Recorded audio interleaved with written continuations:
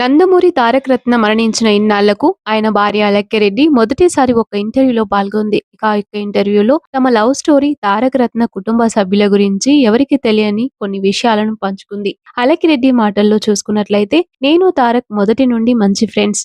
నాకు అది వరకే పెళ్లై విడాకులు తీసుకున్నాను. ఇద్దరి స్నేహం ప్రేమగా మారి ఒకరోజు తారక్ నాకు ప్రపోజ్ చేశాడు. మా అమ్మా నాన్నలతో మాట్లాడి పెళ్లికి ఒప్పించాడు. కానీ తమ పెళ్లికి తారకరత్న తల్లిదండ్రులు, కుటుంబ సభ్యులు అంగీకరించలేదు. ఆ విషయంలో చాలా బాధపడ్డాం. కానీ నేను మాత్రం వారిని అత్తయ్య మామయ్యగానే భావించేదాన్ని. కానీ వారు ఇప్పటి వరకు నన్ను పూర్తిగా అంగీకరించలేదు. పెద్దవాళ్ళు కావడంతో తమపై కోపంగా ఉన్నారని అనుకున్నాం. కానీ ఏదో ఒకరోజు కనీసం పిల్లలను అయినా దగ్గరకు తీసుకుంటారని అనుకుంటున్నాను అంటూ కన్నీళ్లు పెట్టుకుంది. నేను ఉన్న దాంట్లోనే నా పిల్లలను పెంచగలను. కానీ తారకరత్న తల్లిదండ్రులు కూడా మన వాళ్ళను దగ్గరకు తీసుకుంటే ఆనందంగా ఉంటుంది. అదే నా కోరిక అంటూ ఆ ఇంటర్వ్యూలో చెప్పుకొచ్చింది. ప్రస్తుతం అలెక్కే చేసిన వ్యాఖ్యలు నెట్టింట్లో వైరల్ అవుతున్నాయి.